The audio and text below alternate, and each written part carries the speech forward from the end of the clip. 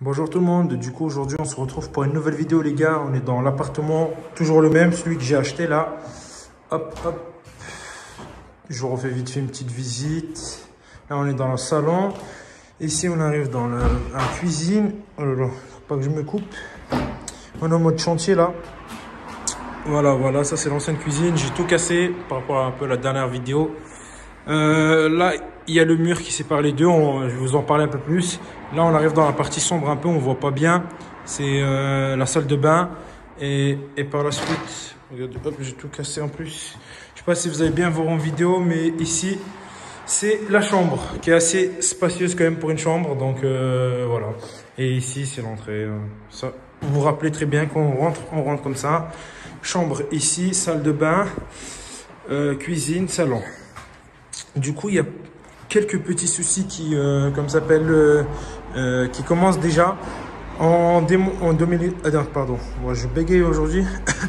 En voulant démolir le mur là pour faire celui-là. Vu que c'est déjà, il fallait que je me pose la question, est-ce que c'est un mur porteur ou pas? Du coup, je sais que c'est pas un mur porteur parce que de toute façon, il y a beaucoup de critères, mais bon, j'ai quand même fait venir un professionnel. Déjà, ils sont creux quand on tape dedans. Le sang, déjà, c'est la première indication. Deuxième indication, c'est qu'il fait moins de 15 cm ici. Donc, les murs porteurs, généralement, ils sont supérieurs ou égal à 15 cm. Donc, cette option-là aussi. Ensuite, il n'y a pas de poutre apparente, comme quoi il tient quelque chose. Donc, ça, c'est pas une poutre, pour ceux qui se demandent. Avant, ils faisaient ça là. Et ça, c'était un conduit qui va à l'évacuation, qui passe par là. Voilà, et par-dessus, on compare par exemple au mur de l'appartement, comment il est situé l'appartement. Et on voit que ce mur, il est porteur. Et on voit bien la différence. Hein. On voit bien la différence. Et quand on tape, celui-là, en mettant des coups de pied dedans, on sent très bien. Et celui-là, si je mets un coup de pied dedans, je me casse la cheville. Voilà. Du coup, il fallait que je sois sûr que c'est pas des murs porteurs. Donc, c'est pas des murs porteurs les deux. Ensuite, il fallait que... Ça, c'était le premier problématique que je suis tombé direct. Deuxième problématique, il fallait que je sache au plafond, c'est quoi comme système pour que le plaquiste puisse mettre ses chevilles pour faire le plus faux plafond. Parce que je vais faire un faux plafond, je vais passer toutes les gaines électriques. Parce que vous avez bien vu, l'électricité, c'est pas ça, quoi. Il faut tout refaire dans cet appartement. Du coup, je viens de casser un carreau comme ça, c'est la petite astuce pour voir.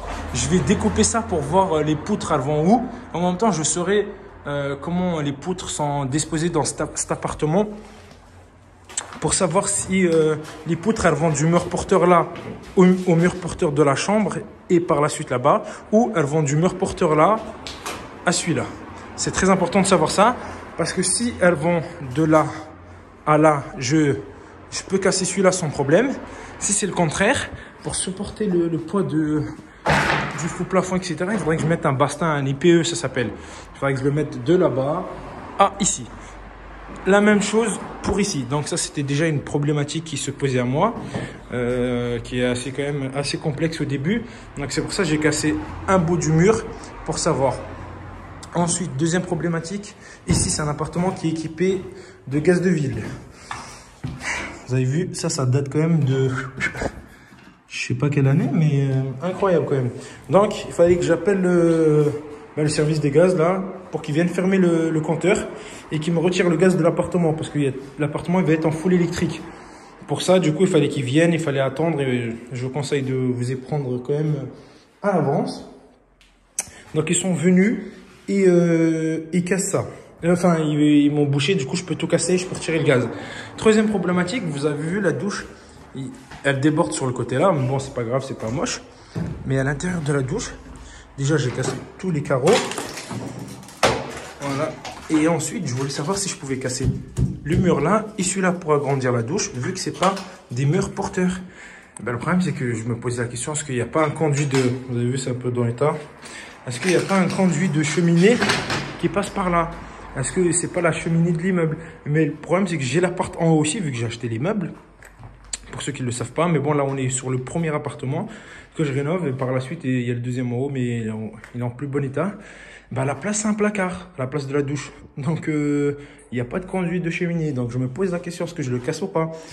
Enfin, vous allez être affaire à ce genre de problématique. Hein. Enfin, il y a des trucs comme ça où, en fait, il faut se poser des questions. Comment prendre la bonne décision? Ensuite, le ballon d'eau chaude qui est ici.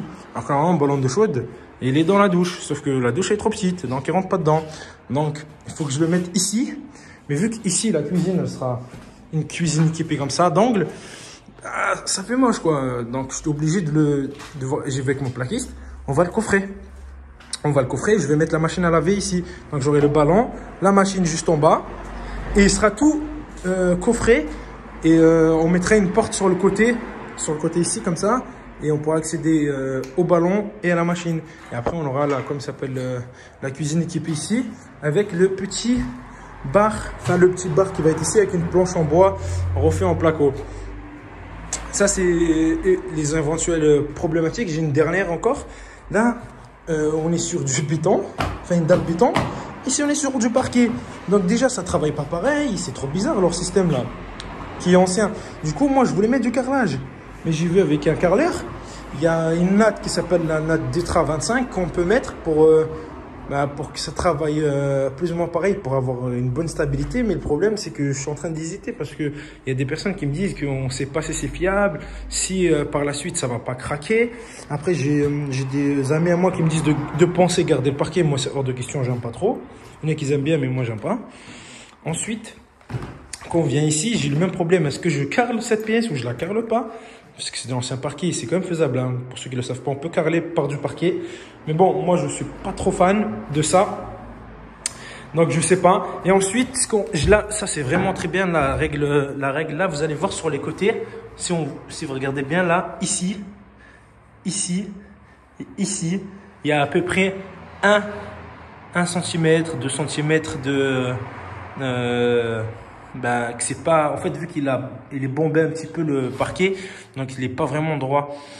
Donc est-ce que je mettrai, je fais un ragrillage, et de toute façon je serai bien obligé de faire un ragrillage ici, et pour avoir tout du même niveau, pour ensuite parquer ou carreler. Voilà, c'est la question que je me pose, parce que là c'est pas réellement du niveau, hein. Comme on peut le voir, c'est un peu partout pareil dans la pièce, hein. Donc ça c'est important. Là-bas encore non, là-bas et la chambre c'est du niveau, c'est juste ici, je sais pas pourquoi ici ça, il a mal vieilli. Et voilà. Et par la suite aussi, j'ai tout ce qui est électricité à changer. Hein. Vous avez vu, hein, je vais refaire des signes de partout. Parce que là, c'est inadmissible ce genre de choses.